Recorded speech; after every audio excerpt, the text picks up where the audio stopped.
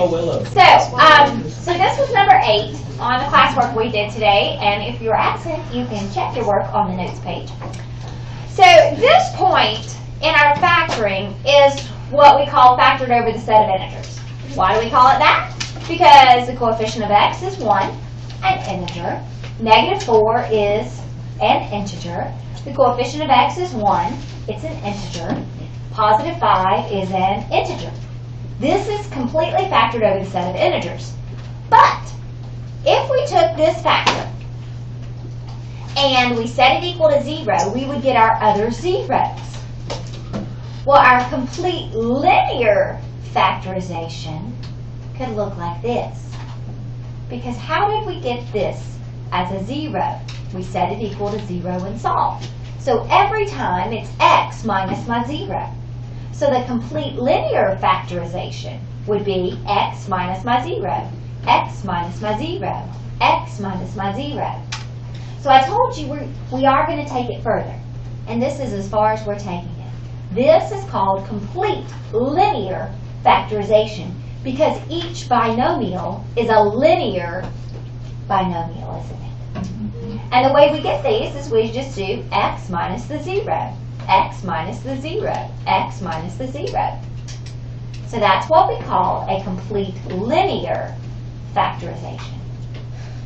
Now, if you're taking any kind of standardized test and it says factor completely, the understood part is over the set of integers.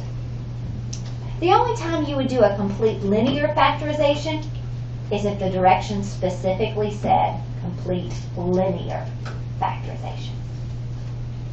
Now, the nice thing about a complete linear factorization is we can easily see all of our zeros. 4, positive I root 5, negative I root 5. We can see what things would make this function 0. Make sense? Okay, so this is our new part, the linear factorization. So with a linear factorization, we're going to have linear binomials as our factors. And the easiest way to get those is by looking at our zeros. Okay.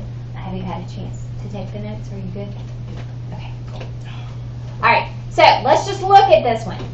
This line is completely factored over the set of integers on number 10.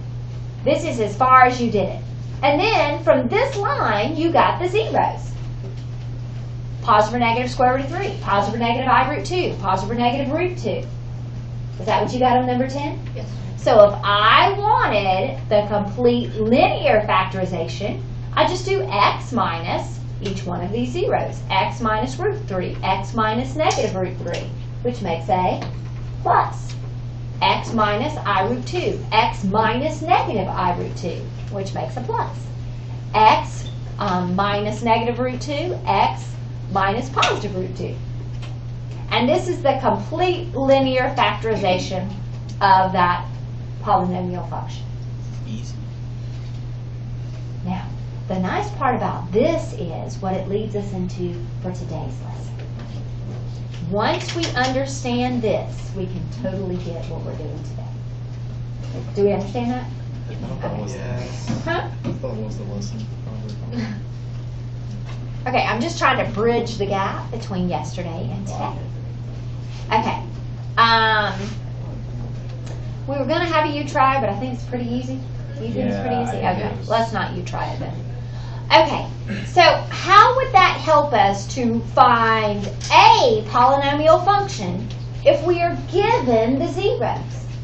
Well, we're going to start off with that complete linear factorization and just multiply back. That's all we're going to do. So, if we had a function whose zeros are 0, negative 1, and 2, and you're asked to find a polynomial function that has those zeros. And the reason I say a is, could we vertically stretch or compress something and it still have the same zeros? Yes. Yes.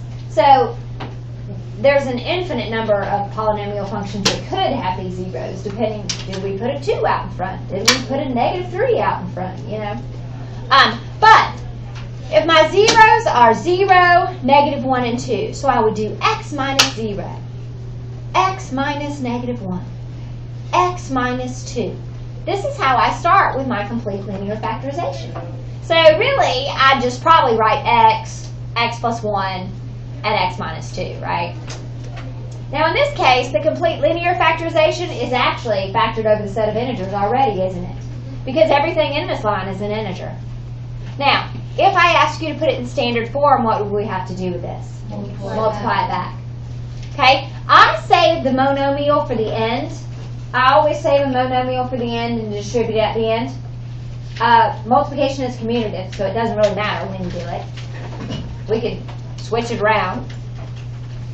But I would multiply those two first, and I would get x squared minus 2x plus 1x, which is minus x, minus 2. And then I would take that product and distribute the x. So standard form would be x cubed minus x squared minus 2x. So basically, we're going the other direction.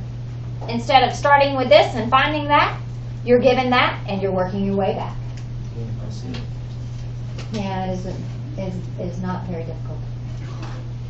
Will we have any of these so far when we start out with the zeros of the function and like plus or minus I on the screen or something? Yes. Yes, we'll get there. Okay, so I'm only doing 3 examples. This is example 2. So if one of our zeros was 5 halves, now remember, to solve for our zero, whatever this constant is, we move over, and we always divide by the coefficient. So if you guys can understand this relationship between A and B and the zero, you might be able to take this and go straight to this without having to set x equal to that and multiply by 2 and subtract the 5. But this 5 halves comes from a linear factor of 2x minus 5. Does that make sense? Okay. And then it would be x minus root 3 and x plus root 3. Now this is the complete linear factorization. It is not factored over the set of integers because it's the square root of 3 an integer. No. Now, anytime we have these, basically, you can think of these as almost conjugates. You would start by multiplying those first. Because when they're identical except for this middle sign, what happens to that outside product and inside product? It always cancels. So really all we have to do is the product of the first terms in each binomial and the product of the last terms in each binomial. So that would lead us to the factored over the set of integers form. X times x squared, negative root 3 times positive root 3 is negative 3. Because that outer product and inner product are opposites and they'll cancel. And now we would just multiply through. I multiply through in order so that I am in standard form, so I'm going to do the highest with the highest. 2x times x squared is 2x to the third. And then I'm going to make it squared next, negative 5x squared. And then I'm going to specifically pick my linear next, 2x times negative 3, negative 6x, and I'm going to end with my constant, negative 5 times negative 3 is 15. Okay? So this is complete linear factorization. This is factored over the set of integers. That is standard form.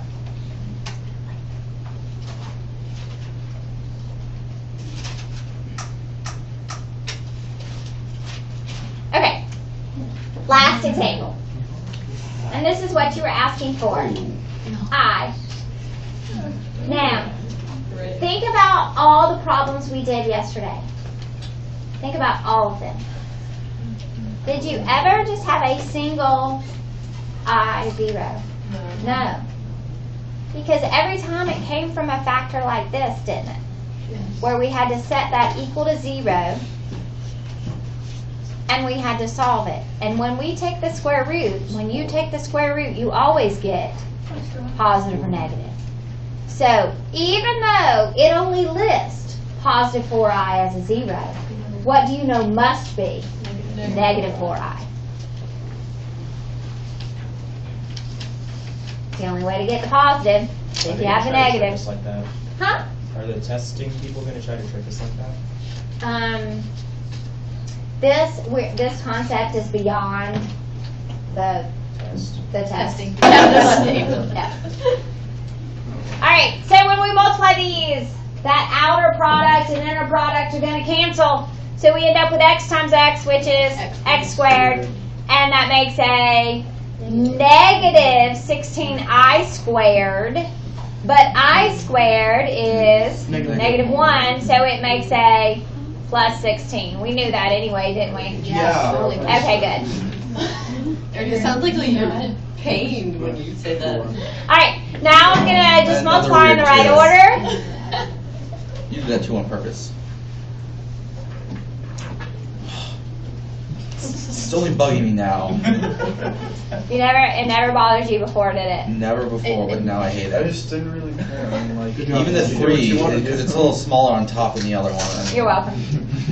You're the teacher. All right, so that's it for today's lesson. I think you guys are going to do great.